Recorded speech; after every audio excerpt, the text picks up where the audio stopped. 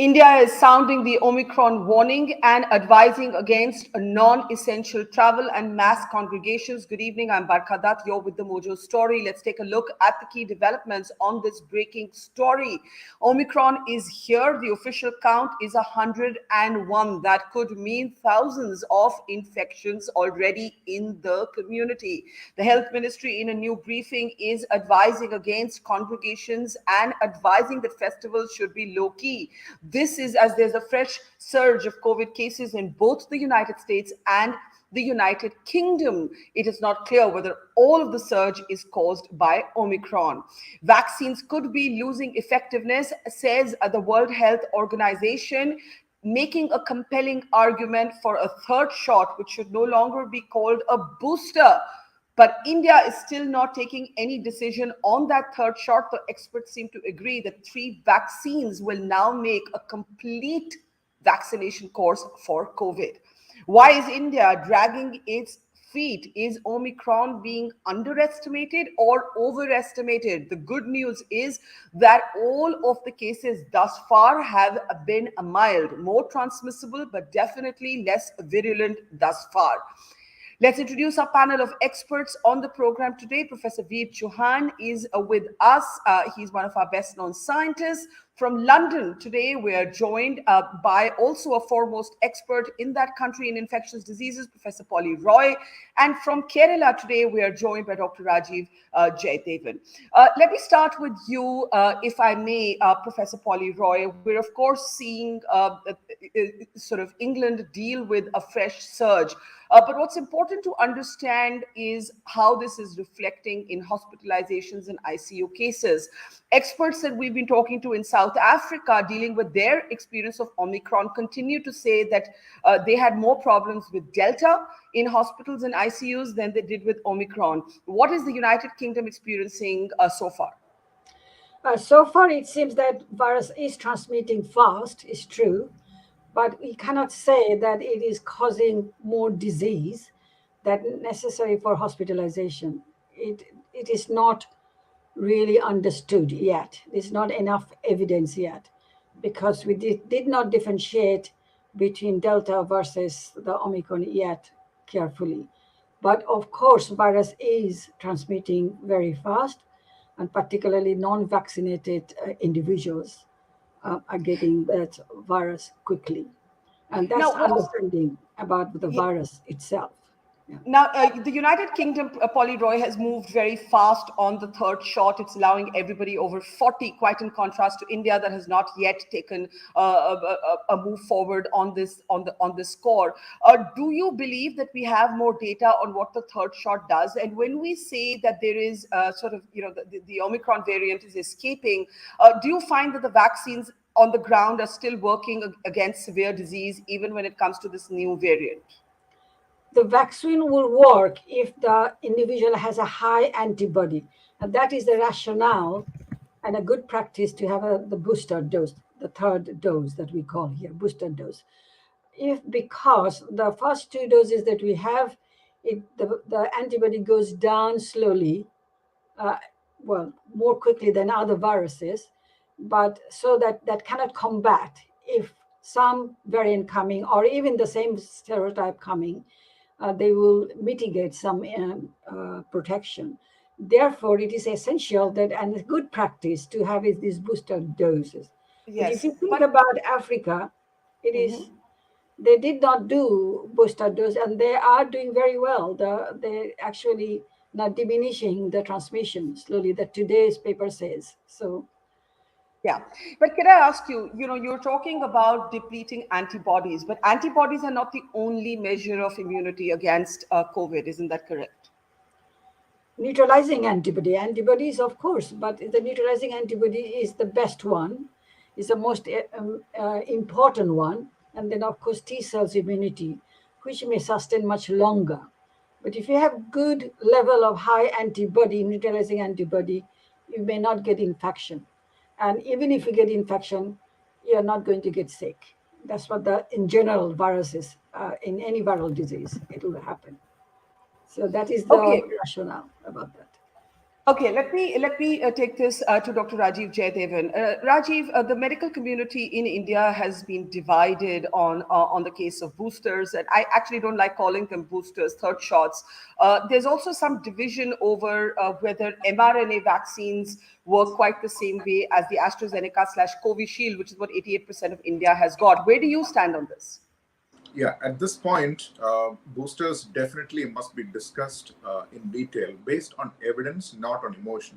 Unfortunately, there is plenty of push for boosters from individuals who do not really understand immunology very well or public health. Now, in India's perspective, I would again like to remind everyone that every country has its own strategies, strengths, weaknesses, opportunities, and evidence. So, one country's strategy need not necessarily work for another, and we saw that in the first wave.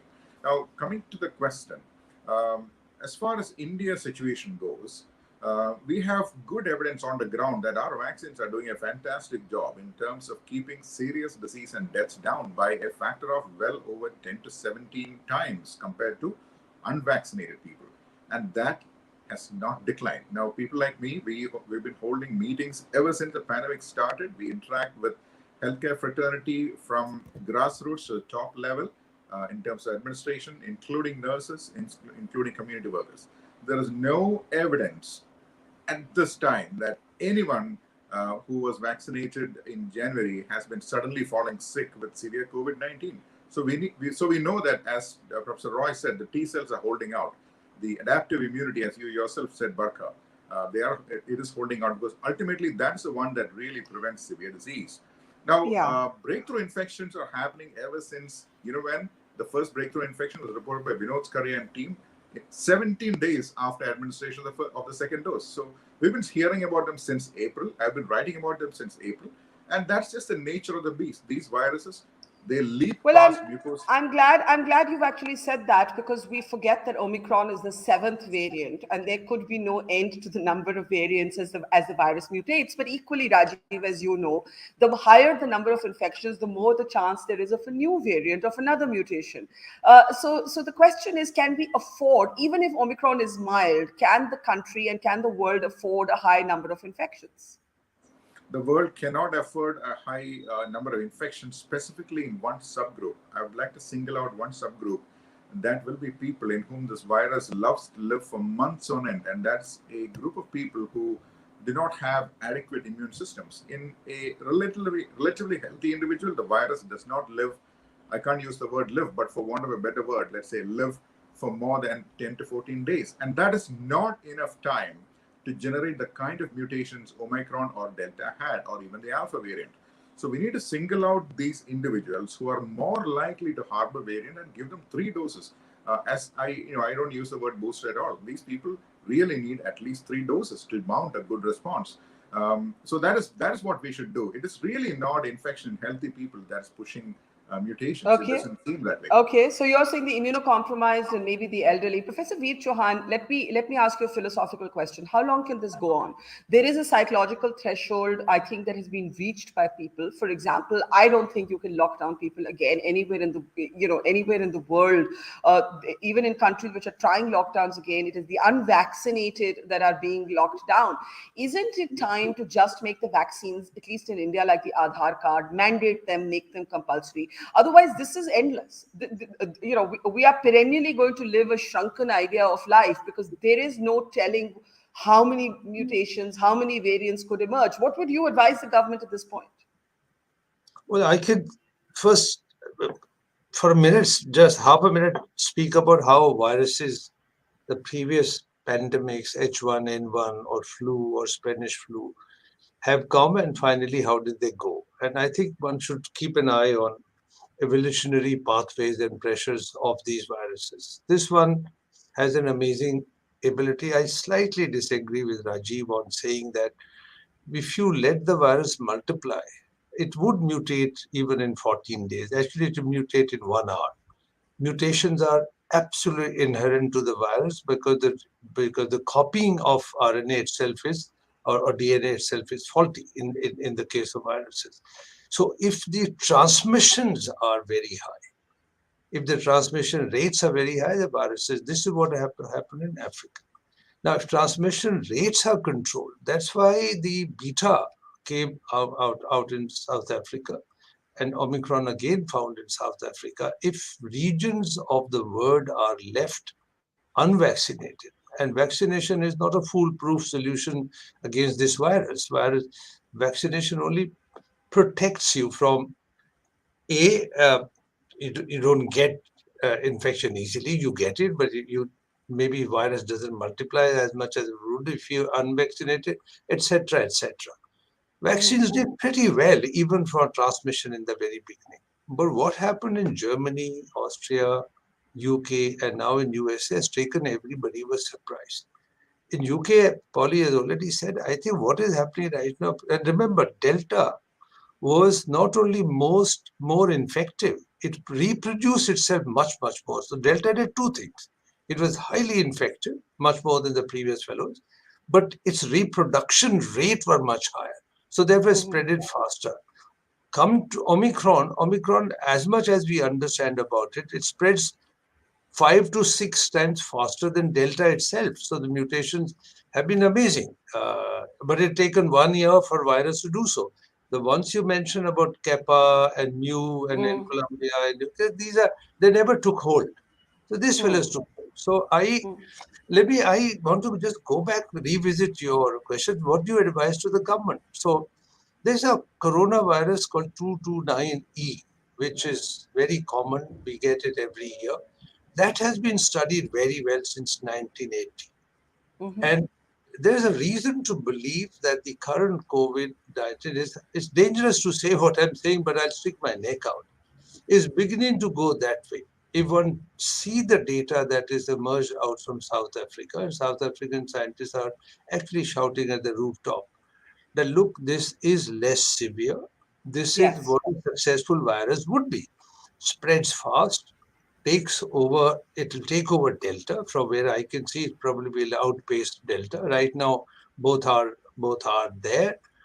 And then if it doesn't send many people, and I say it with great caution, because one doesn't know eventually what will happen in different populations. In South Africa, the variable might be the younger people got it, and so one had to wait another 2-3 weeks. I think mid-January situation will be clear. But so you're actually saying, and you're right, the South African doctors I've been interviewing have been saying the same thing, that the world is going into an alarm that is not needed. You're actually saying that the transmissibility, the swift transmissibility may not be terrible news for the evolution of the virus. Am I summarizing this accurately, Professor Chauhan? So I'll just add that little caution there. There's no reason to say, oh, you are not going to be as destructive, so please come and infect me. Not at all. Because if you do so, then transmission rates will be very high, and tomorrow Omicron might convert itself into a deadlier form. So what I'm saying is this, that there is no need to hugely panic, but take every precaution possible. Consider this as a new, absolutely. I want to go to Polly, but do you have a view on the third shot for India? Very much so. So, you said you don't like to call it booster, but actually in vaccination, the first shot gives you very quick response. It doesn't give you much memory cells. It only gives you antibody very quickly, and that wanes off very quickly. So actually we get booster shot for many vaccines. I mean, for polio, you get a large number. They are booster shots. And Polly touched it. The only decent correlate till now, we have the neutralizing antibody to the virus. There is no longer debate that the antibodies levels have waned off from 6 to 9 months. And if we trust the data that comes out in science from UK, USA, we have no reason to trust that data is not correct. And this data cannot change just because we are in India or Southeast Asia. The data will be fine. What you learn from the field is different. So what is absolutely correct, that the antibody levels have waned off. There's no question. I don't think this is debatable. Should you just half a minute, should you boost in India or not? I think these are locational issues. These are policy decision issues. We actually do not have a vaccine to boost with.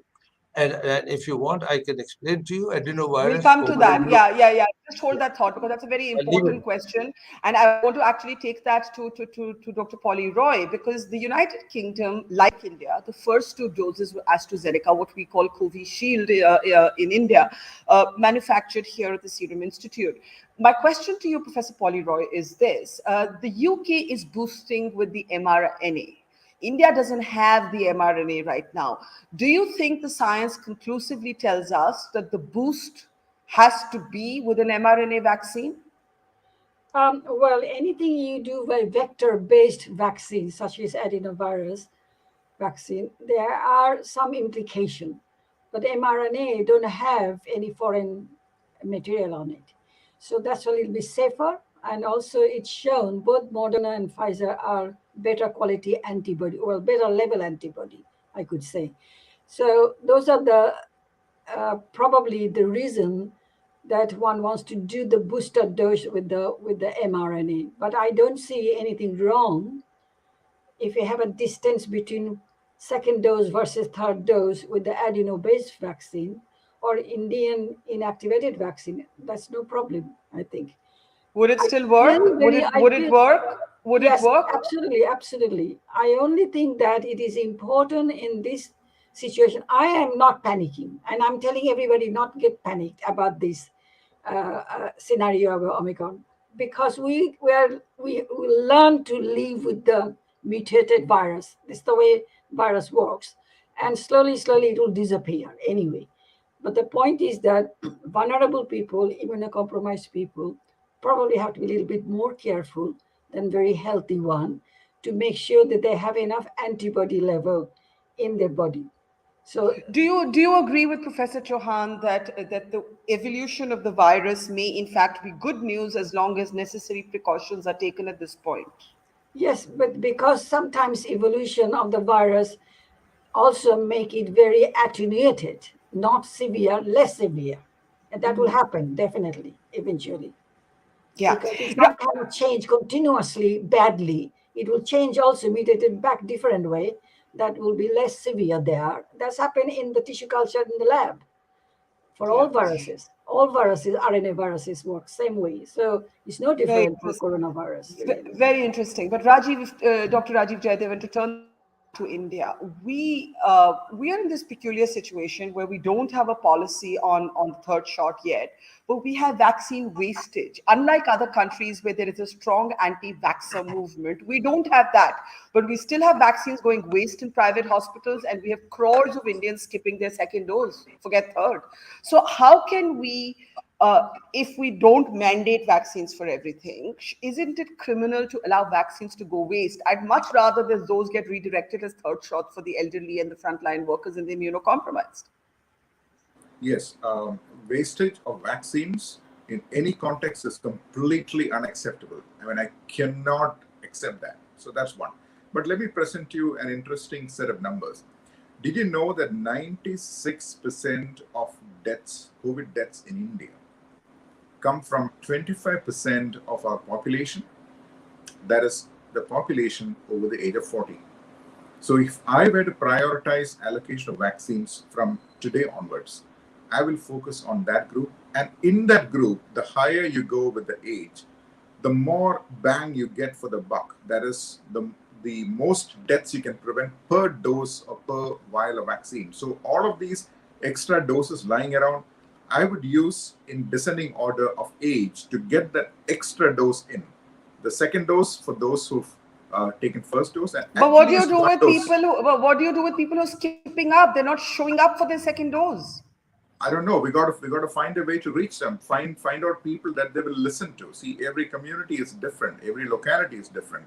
Kerala has what 99% vaccine acceptance, and that is almost unmatched in other countries. So it's because of communication. You got to communicate to these people in a language that they can understand. Our ASHA workers, such lovely women, we've had them on our show in our IMA programs, and they explain to us how they talk with people. And we need to come up with solutions to connect with people. We can't just sit around, give an order, and expect people to take it. That is really what has gone wrong in some wealthy nations where they could not connect with their people. And every nation, every community thinks differently, every country thinks differently. So if we connect with people, I think that's the way forward. Because Okay, let me just take this back to Dr. Polly Roy for a moment.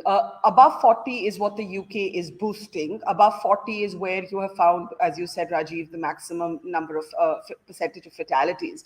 What about children? You know, I was in London recently, Dr. Polly Roy, and a number of children, including children of friends, were suddenly infected. Obviously, parents go into a spiral when kids get infected. And the terrible thing in India is that we've had among the longest physical lockdown of schools in the world, but we haven't actually started a vaccine for children at all, for anyone under 18, even though we have one that has emergency authorization. How do you see children and vaccines? There's a big debate on in India. I'm wondering how you see it, Dr. Polly Roy. Well, children should be vaccinated, definitely, because they don't show any symptoms, but they replicate the virus and they can spread. But they will not be probably affected very much because they're healthy and they're young, but they may spread to the others. So children should be vaccinated, definitely, as soon as you have some vaccine available. But you have to remember also that many people are already infected before in India or everywhere else. They may not need the vaccine so badly as the other people who are never vaccinated at all. So better to give the third doses now to everyone who are never vaccinated even. Or who've never been infected. The people in this, infected people don't need really. They will have antibody, good antibody. But Omicron, it has been suggested is not is breaking through even those who have been previously infected with other variants. But yes, relative to those who've never been infected and never been vaccinated, of course, there's no comparison. Professor V. Chauhan, Dr. Roy thinks that the mRNAs are better to boost with, but the other vaccines aren't a complete flop. We have a confirmation from Adar Poonawalla of the Serum Institute that our government has not ordered any vaccines for 2022. Do you think that's wise? So I'll just take you back I'll just make a scientific comment. Yeah. The AstraZeneca vaccine is based on adenovirus backbone. Only a small portion of that vaccine contains the S protein, which is from the coronavirus. So when you do the first shot with this, you raise antibodies to S protein, spike protein, but you also respond the immune system to the adenovirus. You cannot not respond to the rest of the proteins. Second boost, when you come with a second shot of AstraZeneca, remember now you will get a boosted response to the spike protein, but also to the antibodies to the vector itself. If you came third time with the AstraZeneca, this is what we've written. We've written very clearly that in future you can't have an adenovirus-based vaccine very easily if the whole world gets vaccinated with adenovirus. Only for the reason the third time when you come, your vaccine shot itself will be compromised. We lost you there. You would have huge antibodies towards the adenovirus. So the best, I think I wrote this sometime back, Indonesia has just said yes to a protein-based vaccine, which is Novavax vaccine, and they've opened the door.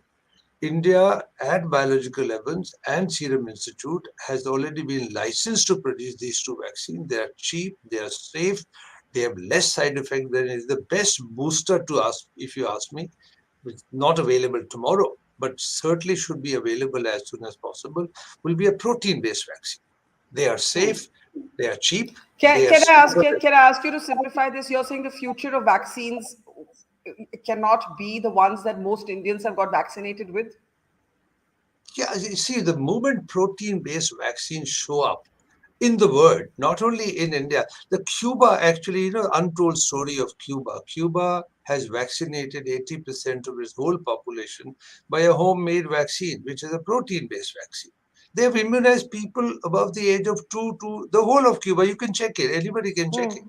There's a safe, it can be produced in large amount. I mean, hepatitis B vaccine prices came down when India started making hepatitis B vaccine. That's a protein-based vaccine. HPV. So I don't want to confuse the audience here. The protein-based vaccine should be out there anytime. India should take a lead. But I still have this. Yeah, go ahead. Go ahead. My question is, till this protein-based vaccine is available, should we be boosting or not with the available vaccines, which are mostly Covishield, which is the AstraZeneca sort of imprint in India, and Covaxin? Should we be boosting or not, Professor Chauhan? So very clearly, I'm very clear in my head on this. The amount of Covaxin produced is about 10% of all the vaccine that you've given in India. So it actually is very small amount. And if Covaxin could have been ramped up by now, we've been talking on your channel and other channels, then we would have had very large amount of Covaxin. So clearly there is some problem. I don't know exactly what. They are not easy to make. The whole virus vaccines are a little bit difficult to make. So that is not being scaled up. So only choice as of now you have today is to do the third shot for AstraZeneca. I just explained to you, if nothing is available, give it AstraZeneca third shot, because it's become very locational and contextual problem. But if I have a choice, scientific choice, that's why mixing and matching AstraZeneca started doing last April. Even AstraZeneca had a contract with Sputnik to that they will immunize with AstraZeneca, and second or third booster would be with Sputnik, because Sputnik was using a different adenovirus. So the science rationale was very clear. Now what you are saying, we probably find ourselves in a position where you really at a very large scale can't give the booster shots in India. So I would consider, if I'm a policy maker, I would have an issue whether I should at least give one shot to everybody, pull out all the vaccines that there Yeah, are. that would work. Sorry to interrupt you, but that would work if we weren't wasting vaccines. What really bothers me is that we are wasting vaccines. They're reaching their expiry date at private hospitals. We have people not showing up for their second dose. I need to take last comments, Dr. Roy. The United Kingdom, of course, is in the throes of a political storm over whether the Prime Minister Boris Johnson attended a Christmas party or some other parties at 10 Downing. Against big congregations. What is the one warning that you would be or sort of giving everybody listening to this program, Dr. Roy? Well, today is a big party that friend of mine have organizing, and I told her that if you have anyone coming, they are never vaccinated, do not allow them until they are tested, and their 21st birthday of her son, which you can imagine. I said, well, they have to stay outdoor. If you have to give a dancing party, do it outdoor, not indoor. And I am triple vaccinated. I said, I will come because I know I have a good antibody. I tested myself, so I know that. But if you have a good antibody, you have to remember, it doesn't matter what virus based on what vaccine you take, good antibody is the best. And mRNA or protein, they're similar because they're only without anything attached with that. It's very good. So okay, well, we could not get our government to reach any. You have to have that. You have to have that. Must have a vaccine and a okay, booster. so go with the booster. The antibody or at least some antibody in your body. That is unequivocal from you, Rajeev. Last word to you, quickly close. Yes, I'd like to point out a bit of evidence here, which is very important in this context. A study was published in the Lancet on 2nd December with a menu of multiple boosters against a double-vaxxed AstraZeneca and double-vaxxed Pfizer group. Now, they found that the mRNA vaccines, when given as a third dose, produced a boost of 28-fold compared to inactivated vaccine, which is similar to Covaxin, and AstraZeneca's own vaccine at only 2, somewhere around 2. So which means that the mRNA vaccine's ability to boost antibody production in a previously fully vaccinated person is so much more. Now, at the same time, I must add that there are increasingly reports coming in with fully boosted mRNA individuals coming down with Omicron variant, which is symptomatic infection. So we really have to look at more data before we order blanket boosters for everybody. Okay, I think the one thing we are agreeing on is that the elderly, the immunocompromised, and frontline workers do deserve and merit immediately that third shot, especially when we are not looking at a vaccine shortage. I do understand the ethical issues with giving a third shot when your adult population has not got the second shot, but we also have a very peculiar situation of private hospitals about to waste vaccines, and that is simply unpardonable. We will have to leave it there. Dr. Polly Roy, Professor V. Chauhan, Dr. Rajeev, Jayadevan, thank you. To our audience, see you tomorrow. Thank you for watching. Goodbye. It's great to see you here. Thank you for watching our work. If you haven't subscribed yet, don't forget to click the bell icon and subscribe to Mojo Story and support independent, robust journalism.